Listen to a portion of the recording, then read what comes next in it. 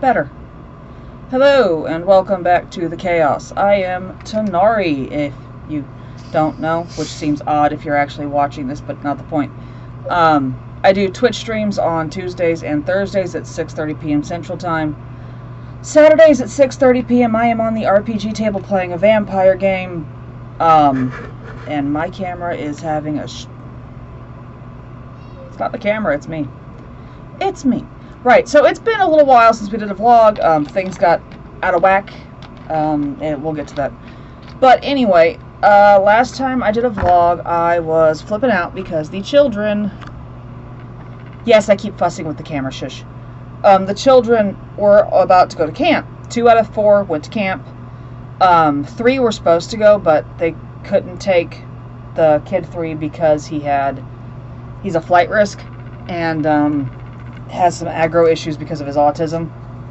And we could not send him to autism camp this year because we couldn't afford it when they wanted money for it. And just to clarify, MDA camp doesn't cost us a dime. The Muscular Dystrophy camp. The Muscular Dystrophy Association actually pays for camp. They run the camp, and autism camp doesn't work that way, to my knowledge. But, hi. While they were at camp, we realized that I was losing my... because one of them has never been away overnight. The younger of the 2 that actually went to camp, and I realized while he was at camp, it's because he's never been hospitalized. He's the only one, who's never been admitted to the hospital. He's never been away from me overnight. I've been away overnight when he was little, but he was with Daddy. He was never away from his parents. He was gone for an entire week. So the day I figured that out, and Dee got some good news at work, I told him I was going to go look at kittens. Now, previously I had told him I want a kitten, but I don't think I should have one. And we were getting a kitten for the kid 3 who was at camp for his birthday. He's wanted a kitten for his birthday for 4 years, 3 years, something like that. And we just haven't been able to do it for various reasons. And this year, no, we can get you a kitten. Well, I went to go look at kittens. I did not intend to come home with kittens that day. And they had quite a few kittens, and they were doing there's a month each year where they waive the adoption fees. Didn't realize that was this month. Or last month, it was last month. And I went in, saw kittens, realized the adoption fee was waived, and I still didn't expect to bring them home because by law they have to have the kittens sterilized before they adopt them out unless you have like breeding papers or whatever. No thank you. So normally they wait for someone to adopt them, send the money to be fixed, and then that's that. Well, with these ones, that's not how they did it. These were a litter of ferals, and Bingo's not in here right now. Bingo's black. Solid black. I don't know what it is with my kids and shadow-colored animals, whatever. This is Princess Sparkles. But I told Dee I want a kitten. I don't think I should have one. He's like, you take care of the cats. I don't care. Go get a kitten. Get 2 kittens. So Sparkles is mine. Bingo is MIA. He belongs to Kid 3. But they're a litter of ferals. Now, I don't know about a lot of other states, but here what they do is they do a catch and release program. They catch the strays, they catch the ferals, they sterilize them, and if they are very sociable, they will attempt to adopt them out, but usually they re-release them into their territory. And with kittens, they will try to socialize them rather than re-release them, because kittens have not established territory out in the middle of nowhere. They're in the wild, in the streets, whatever. The adults have to establish territory. If they re-release the adults, they stick to their territory and we don't have a bunch of other strays coming into that area. And they continue keeping rodents down and things like that. Well, the kittens are socialized. But because these were ferals, and they do have a couple of feral ticks, we've worked a lot of those out. They were already sterilized, they were already microchipped, they were already given what shots they could be given. So I literally went in to look at kittens and came home with 2. For nothing. Because they were part of that catch and release program, the microchipping fee was also waived because they do that when they do the catch and release. And they have been great anxiety reducers. Also, fantastic Band-Aid increasers. They are very sharp and not afraid of using their claws. they don't get along with the dogs quite yet. Like, they get along, but they don't like them. And Blue has been putting them in their place. We kept a close eye on their interactions with other animals when they first came home. But Blue's the top cat. Like, he is boss cat. He's earned that spot. And when he was wary, didn't want to get near them, he would hiss, but he would not scratch. He didn't attack. And then when he finally did start swatting at them, it's because they were playing with him. They'd gotten used to him. They were trying to play with him, and he would swat back, but there were no claws involved. So we're just letting him teach them the lessons now, because he's made it clear he's not going to damage them without due course. But he's punted them, basically, a few times, because they don't realize he's 5 times their size, and he is not gentle about smacking them around. No claws, no attacks, but like when they're attacking him or surprise him, it's just whack, there they go. Rolling right off whatever the hell they were on. And they're learning. That's fine. They're getting along, they're learning. They get along with the kids really well until one child starts carrying them around by their tummy. They don't like that. Wonder why. But they got home. Got the kids home. We had one issue at camp that he is still working off his grounding from. And not violent. He just did not do something he was supposed to do. But they had a great time. They made friends. They came home. My youngest did great at Camp Grandma, apparently. Really good. And we've basically settled again, but this week has been terrible. The last few weeks have been a lot of work, just because it was end of the month, okay? At the end of the month, the first day of the month, I go to Costco, Kroger, pay all the bills, fill all the pill keepers, go to CVS, pick up the pills, fill all the pill keepers, change all the bed sheets, take care of the Amazon order. It's a hard work week. And then the 4th,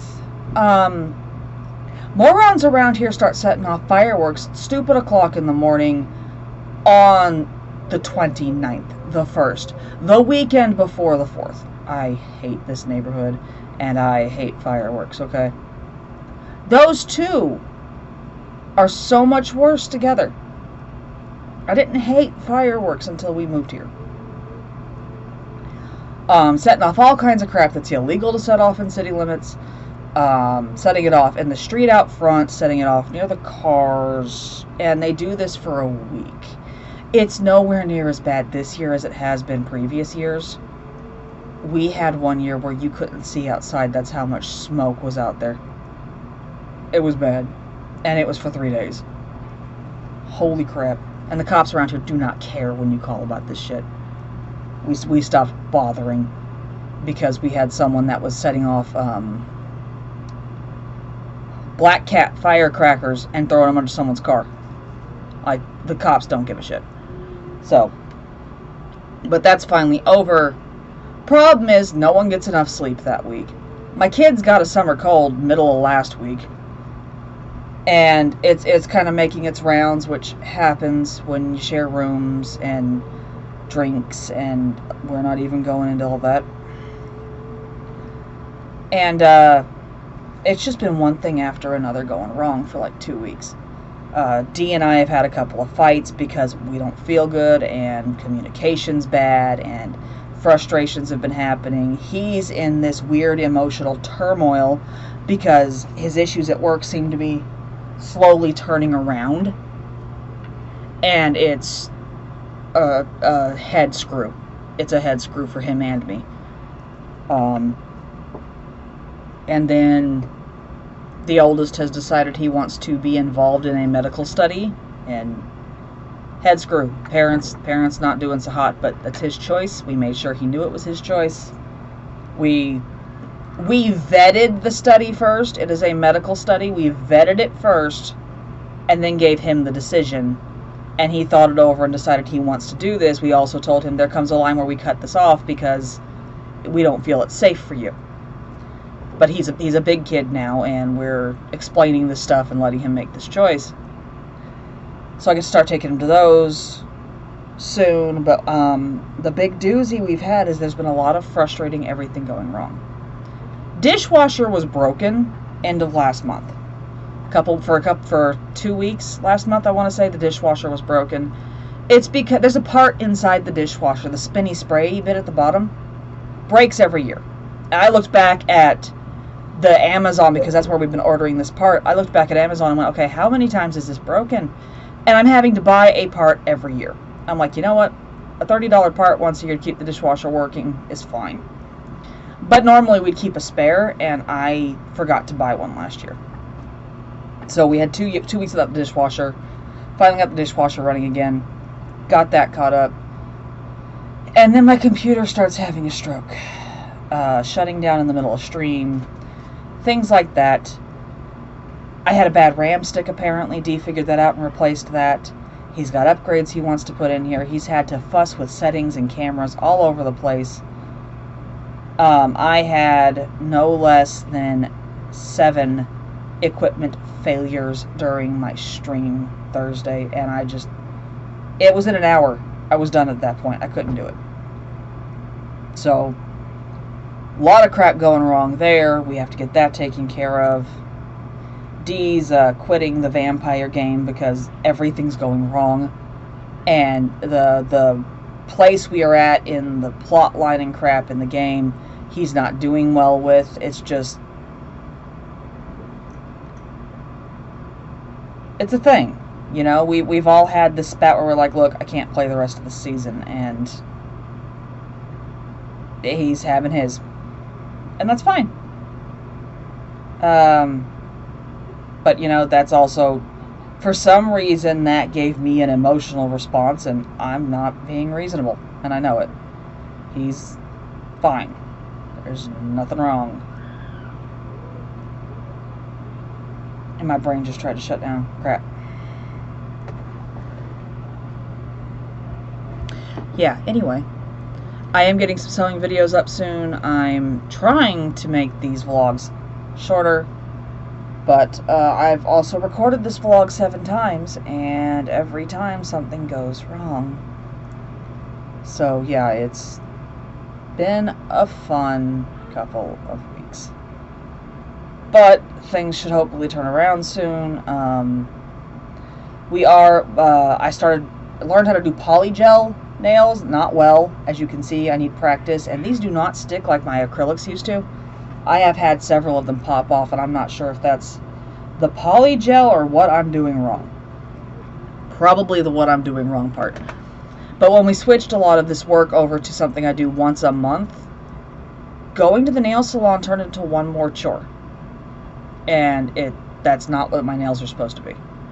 That was something I was doing that was fun and nice for me. And I stopped taking care of myself at some point last week. Fixed that yesterday. Took care of my hair, my ears. Had to be re-pierced again, which is just a thing from time to time.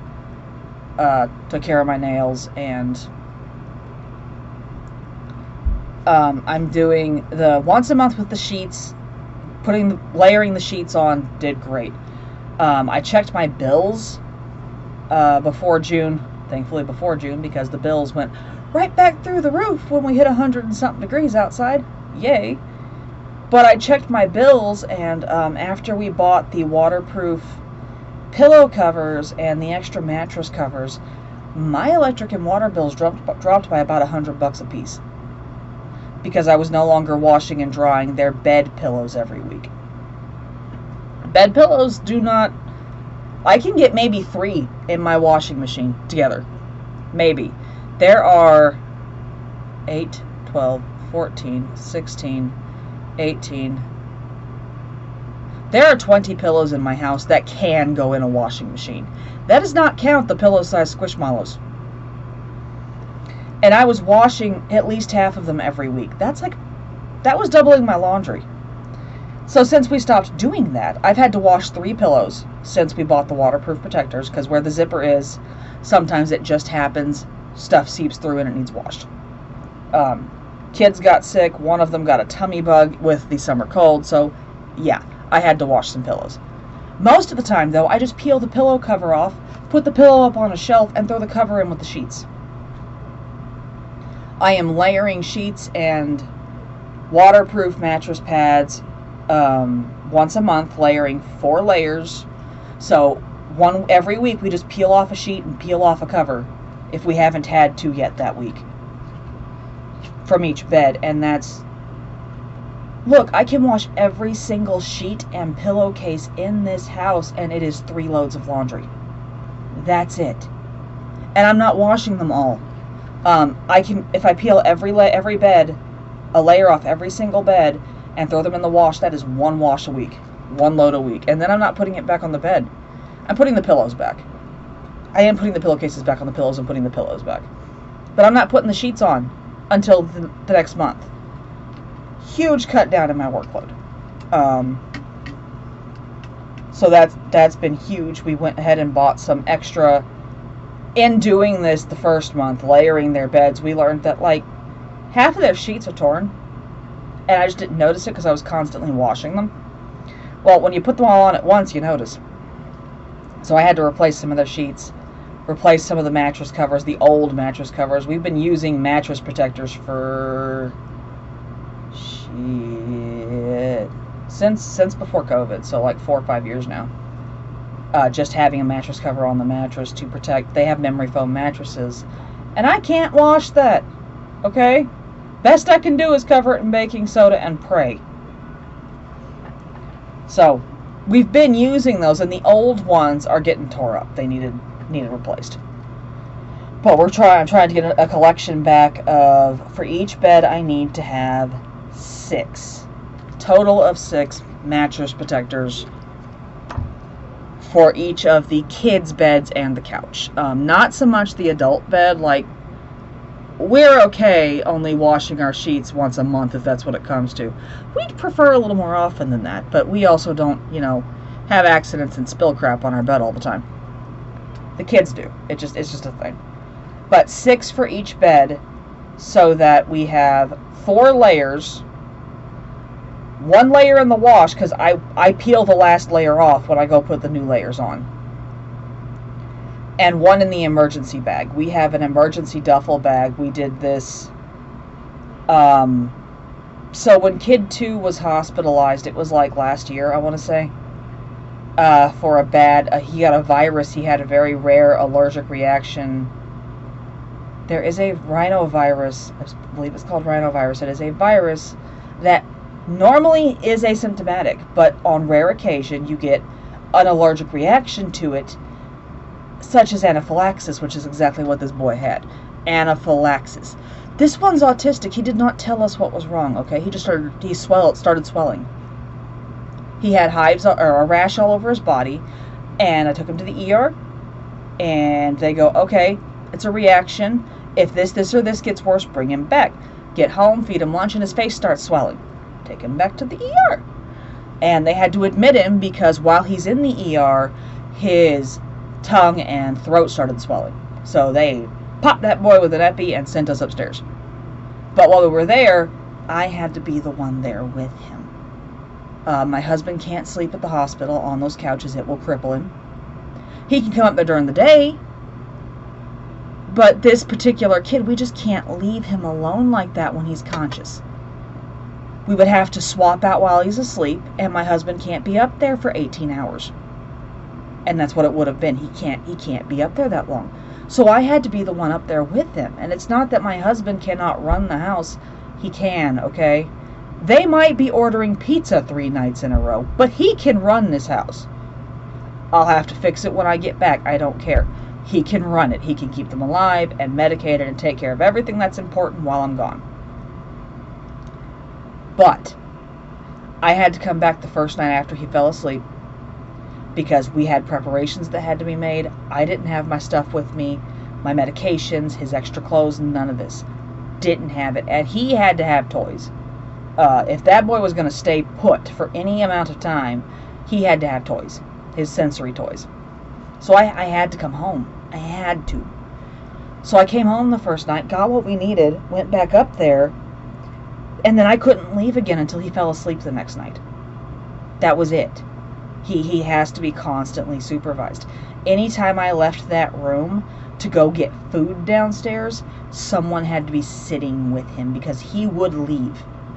If no one stayed with him, he would get off his butt, walk out that door, and wander the hospital. You ever tried to find a loose kid in a hospital? It's a nightmare. Yes, I have. Shut up. He was 2. He got loose. He wasn't the one that was hospitalized at the time, or we'd have been fine. No, it was a brother. But when we came home, the house was a wreck. The house had been trashed, and it wasn't anybody's fault. When I'm not here, when that particular brother's not here, something's wrong, and everybody knows it, even if we haven't told them, and things go to hell. There was a lot of work for me to do, and one of the big ones was all the bed sheets were dirty. All of them. One of the first things we do to clean up, get caught up, is change the sheets, do the laundry. Clean clothes, clean beds, everybody feels better in the morning, even if that's all I've accomplished. So we cheated. We bought a duffel bag. I don't think we even bought that. I think that was left over from when Dee traveled, actually. But we stuffed a bed sheet, a mattress protector, pillowcases for every single bed in the house. Every pillow in every bed in the house, there's the stuff for it in that bag. And a tablecloth for the table, because that's another big doozy to make things look nicer. It just makes everything that much easier and that much nicer from the get-go.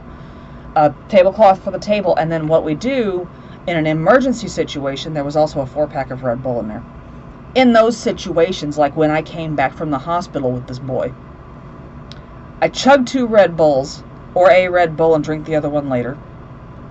Change the tablecloth, put clean sheets on every single bed, make sure all the pillows are clean, and then start the machines and work at the machine's pace.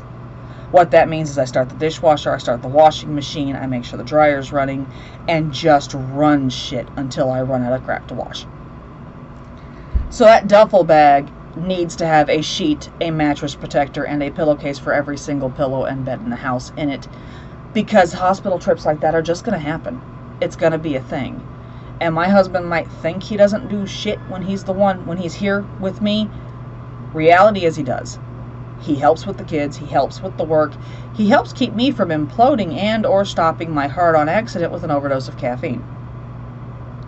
I would like to point out that I just mentioned chugging 2 Red Bulls. I can do that without any issues. So when I've managed to overdose on caffeine, I fucked up. That's just, yeah. But I need to slowly ramp up the collection so we have that many bed sheets in the house. I would also like to have spare towels in that bag, but we don't own that many towels right now. There's another something we need to slowly, it's little at a time. But that's basically where we're at right now. I do have a sewing video I'm trying to get edited and up. I've got to film the reveal of it and get that done. We've got Vampire tonight. I don't even remember what my goals were this week. Doesn't matter, it's already been made clear that we're going to screw everything up anyhow. And I've got new games on stream. We are doing a challenging garden pause with Ducky Mom. Ducky Mom, I call her Ren. Her username's Ducky Mom or Ducky Mom's Place on Twitch. We both stream video games. We both play garden pause together on Thursday mornings. So she issued a challenge where we play garden pause. We each start a brand new garden pause game by ourselves. No cheating, no bouncing between games. And we play for 1 game year and see who has done the best. So we're doing that on Tuesday or like once a week I am streaming the challenge game. And the other day I've got other new stuff. I've got a backlog of new games and stuff to play. There's a new update to Guild Wars 2. I've got No Place Like Home. I've got Conan Exiles. There's the new Wally pack in Dreamlight Valley.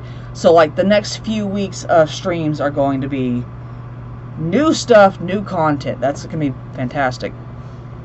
And I think that's it. I am going to get some more videos up.